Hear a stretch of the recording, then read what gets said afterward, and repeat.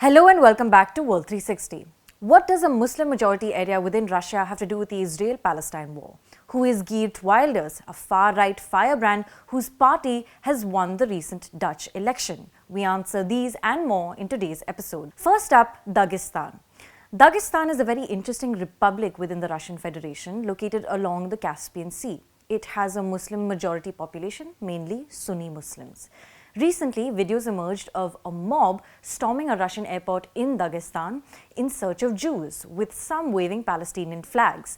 Videos showed protesters asking airport staff where the Jews were and tried to attack a plane arriving from Israel.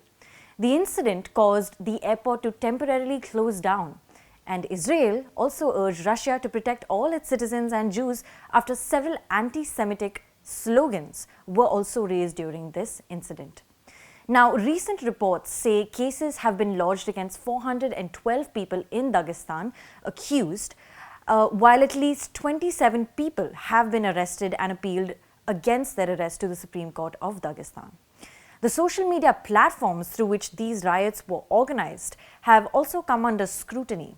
In fact, Telegram founder Pavel Durov said it would ban channels that called for anti-Semitic riots in Dagestan. For example, Ultra Dagestan, which translates to Morning Dagestan, is a channel that reportedly contained threats to Jews living in the republic. Jews are a very small community in this Russian republic, just a couple thousand or so. Now, the Russian authorities reportedly issued an arrest warrant for Abakarov, believed to run Morning Dagestan on Telegram. But this incident aside, let's understand a little bit about this Russian republic and its unique history. Well, first up, it's a mountainous region, which is reflected in its Turkic name, which literally means land of the mountains. Now, in 1999, Dagestan was in the news for all the wrong reasons.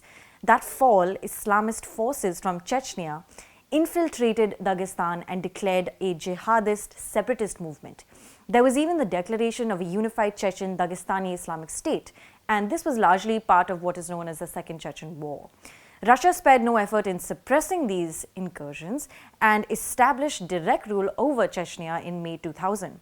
As academic Edward W. Walker, who used to serve as the executive director of Soviet and post-Soviet studies at UC Berkeley, he once wrote in a research paper that the war seemed to confirm Moscow's worst fears about instability in the North Caucasus and Russia's weakening hold on the region.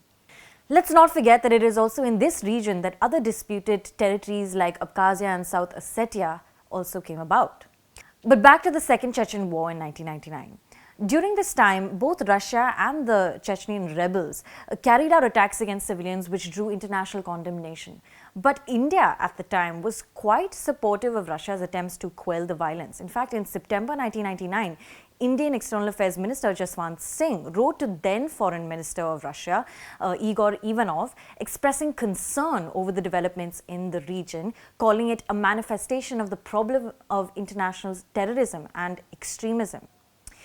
This aside, Dagestan is strategically important. It is the largest republic in the North Caucasus and was once home to the only year-round warm water port on the Caspian. It has also served as an important trade route between the Eurasian steppes and the Trans-Caucasus. For our second topic, we're looking at a report claiming that China is reducing the number of mosques in two northern provinces, Ningxia and Gansu. According to a report by Human Rights Watch on Wednesday, this is a systematic policy of mosque reduction to curb the practice of Islam in these Chinese provinces. The report has cited public documents, satellite imagery, and witness testimonies from the Hui Muslim population in these two provinces. This comes after China's reported oppression of Uyghurs in Xinjiang, which was later reported and supported by satellite imagery and media leaks of internment camps that sought to de-Islamicize the Muslim population in that area.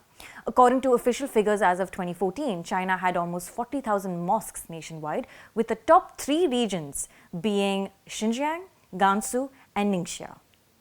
In December 2021, the leaked Xinjiang papers, in fact, a specific document number 10, talked about the Chinese Communist Party's intent to cynicize Islam. Pages 5 and 6 of this document, as pointed out by the recent report from Human Rights Watch, states the land use area of a mosque should be strictly controlled to prevent overscale construction. According to the HRW, this document was very much used as a template in Ningxia and Gansu as well to crack down on mosque construction or expansion. The report even cites this social media video in which a mosque is being demolished. This was on display when the Dongguan Mosque in the city of Xining had its domes removed in a bid to make the place of worship more Chinese looking. Several domes and minarets from thousands of mosques have been removed in China, as authorities say they are evidence of foreign religious influence. Before we move on to the next topic, let's understand who the Hui community are. They began a period of rapid assimilation into the mainstream Han Chinese culture during the 14th century and are currently the main ethnic minority in many provinces in China.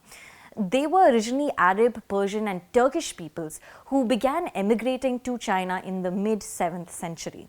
They traditionally practice Islam next to another large traditionally Muslim group, which are the Uyghurs. But interestingly, about 7% of Hui adults do not identify as Muslim, according to a Pew survey. On the flip side, there are also some Han Muslims, though extremely rare, about 1 in 1,500. For our last topic, we're looking at Geert Wilders, a far-right firebrand whose party has won the Netherlands election by a landslide. We in India may remember Wilders as the European politician who voiced support for former BJP leader Nupur Sharma after she courted controversy last year for her remarks about the Prophet Muhammad. Now, in June 2022, Geert Wilders made several appearances on Indian news channels saying Nupur Sharma had spoken the truth about Prophet Muhammad and did not need to tender an apology to those who viewed her remarks as blasphemous. The blonde-haired politician has himself been a vocal critic of Islam within his own country, having long advocated a ban on the Quran and action to limit Muslim immigration. He has also suggested imposing a tax on wearing the hijab, calling it a symbol of oppression, as well as the pulling out of Netherlands from the European Union. However, Wilders and his far-right Party for Freedom, or the PVV, were ahead in polls, with People's Party for Freedom and Democracy, or the VVD, and the Green Labour Alliance, GLPVDA, trailing behind. This election was quite unique, as the Dutch had to pick a new Prime Minister after 13 years. Earlier in June, the longest-serving Dutch PM, Mark Rutte, had quit politics at the age of 56. He served for a little over a decade as the leader of the VVD. Despite Wilders' strong stance on immigration, critics have been quick to point out his own background. In fact, his mother was half Indonesian, which a report in Time magazine said is a side of his family tree that he has distanced himself from. His father, meanwhile, worked at a printing company. And Wilders was born into a Roman Catholic middle-class family in the small Dutch city of Venlo. Now, in 1988, he joined politics and incidentally, the VVD, which is currently his opposition. In fact, he was first elected to the Dutch parliament as a member of the VVD. It was after the 9/11 terrorist attacks in the US and its ripple effects in Europe that Wilders sort of reshaped his politics and left the VVD in 2004. He set up his own party, the PVV, in 2006. Wilders quickly gained a reputation for inflammatory remarks, especially against Islam, Muslim and immigrants. He once likened the Quran to Adolf Hitler's Mein Kampf and in 2016 was found guilty of inciting discrimination against Dutch Moroccans over remarks made in a televised speech in 2014. At times, his beach blonde hair and hardline views on Islam and immigration have earned him the nickname Dutch Donald Trump. Thank you so much for watching. This is Pia Krishnankutty for ThePrint.